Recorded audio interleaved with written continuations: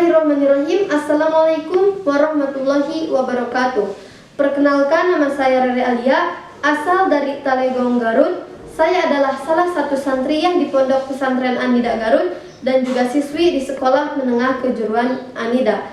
Dan pada kesempatan ini saya ingin berbagi sedikit ilmu, cerita dan juga pengalaman saya dan teman-teman saya belajar selama 1 semester di Pondok Pesantren An-Nida ini. Terutama bagi teman-teman yang masih duduk di bangku kelas 9 SMP, sanawiyah ataupun yang sederajat. Nah, di Pondok Pesantren An-Nida ini insya Allah cukup 1 semester untuk memahami dasar-dasar ilmu nahwu dan juga sorof sebagai pengantar membaca kitab kuning karangan para ulama salaf. Dan pada kesempatan ini saya ingin menjelaskan tentang al-maf'ululah.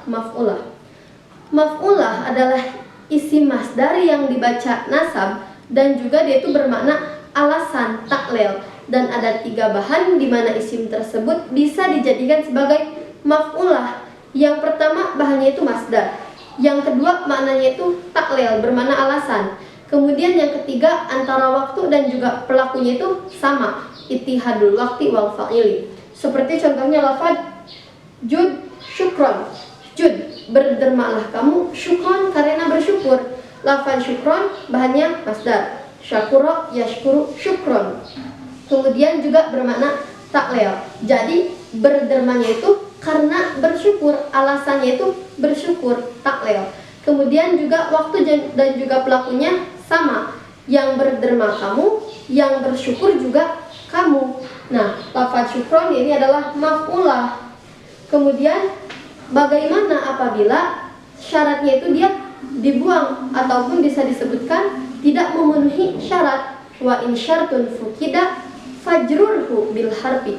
Dan apabila syaratnya itu dihilangkan maka JR-kanlah bil harfi dengan huruf.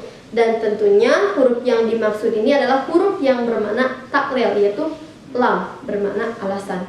Nah, seperti contohnya lafaz lidirhami. Nah, jituka lidirhami, lafaz dirham dia itu bukanlah isim masdar, namun lafaz dirham dia ini di-JR-kan oleh huruf dan dia bisa dijadikan sebagai maf'ulah. Dirham ini adalah isim yang jamid. Jituka, datang saya kepadamu, lidirhami, karena uang. Kemudian juga ada contoh yang lain, ja'at zaidun al-yauma, datang siapa Zaidun Zaid al-yauma pada hari ini. Li ikromi amrin, karena memuliakannya Zaid pada Umar godan besok. Kalau contoh ini dia tidak ittihad waktunya, yang datangnya Zaid itu sekarang, kemudian memuliakannya Zaid pada Umar itu besok. Lafaz ikram memang itu adalah isim masdar, namun tidak memenuhi syarat antara ittihadul wakti. Kalau fa'ilnya dia ittihad atau sama. Nah, oleh karena itu disolusikan dengan huruf jar. Jadi li ikromi, karena memuliakannya Zaid pada Umar godan besok.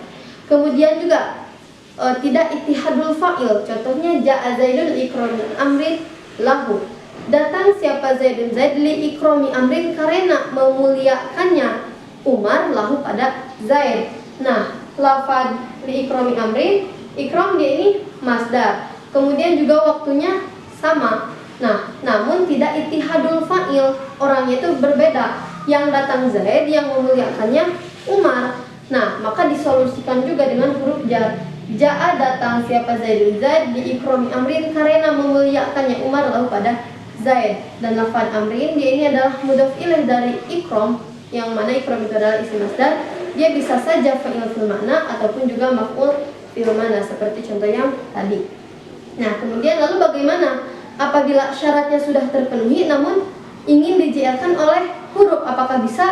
Nah, tentu saja bisa. Nah, jadi maf'ulah itu dia dibaca nasab, jud syukron, namun bisa juga dibaca jer, jud di syukrin. Atau contoh yang lain, lizuhdin zakoni'a, atau kalau kita susunkan zakoni'a lizuhdin, da adapun orang, qani'a qanaat orang tersebut, lizuhdin karena bersyukur. Lafaz zuhdin ya ini adalah isim masdar, kemudian juga maknanya itu taklil, alasan. Jadi qanaat itu karena zuhud, kemudian antara waktu dan juga pelakunya itu sama. Nah, jadi lafaz zuhdin dijerkan oleh huruf, dia juga diperbolehkan. Intinya maf'ulah bisa nasab, bisa juga jar. Kemudian ada juga keadaan dari maf'ulah. Keadaan dari maf'ulah itu terbagi menjadi 3. Ada yang mujarrad, ada yang muhalla bil alif fi wal lami, ada juga yang bil mudhafi. Nah, yang mujarrad kosong dari alif lam dan juga kosong dari diidofatkan. Contohnya, darabtu ibni ta'diban, memukul saya ibni pada anak saya, ta'diban karena mengadab. Lafaz ta'diban tidak ada alif lam, tidak juga diidofatkan. Nah, lafaz ta'diban itu lebih banyak dibaca seperti ini, ta'diban, tanpa dijerkan oleh huruf. Dibaca li ta'dibin itu lebih sedikit. Kemudian ada juga yang muhalla bil alifi wal lami, darabtu ibni at-ta'diba. Lafaz at-ta'diba mahal nasab karena menjadi maf'ulah, dan lafaz at-ta'diba ini yang disertai dengan alif lam itu lebih banyak dibaca dengan dijerkan oleh huruf li ta'dibi. Nah, sebaliknya dari yang mujarrad, artinya dibaca at-ta'diba tanpa dijerkan itu lebih sedikit. Nah, ada contohnya lafaz la aqudul jubna anil hijai walau tawalat zumarul a'da'i. La aqudu tidak akan tinggal diam saya al-jubna karena rasa takut. Nah, lafaz al-jubna ini mahal nasab karena menjadi maf'ulah, dan lafaz al-jubna ini dia disertai dengan alif lam, artinya lebih banyak dibaca lil jubni. Apabila dibaca al-jubna itu lebih sedikit atau qalla. Anil haijai dari musuh walau tawalat, meskipun bertubi-tubi siapa zumarul a'da'i, kelompok musuh. Nah, kemudian ada juga yang muhalla bil mudhafi. Contohnya darabtu ibni ta'dibahu. Kalau ini ala hadis sawa, tidak ada perbedaan antara banyak dan juga sedikitnya. Bisa dibaca darabtu ibni ta'dibahu ataupun juga darabtu ibni li ta'dibihi, dijerkan oleh huruf. Nah, mungkin sekian yang bisa saya sampaikan. Mohon maaf apabila terdapat kesalahan. Semoga bermanfaat. Wassalamualaikum warahmatullahi wabarakatuh.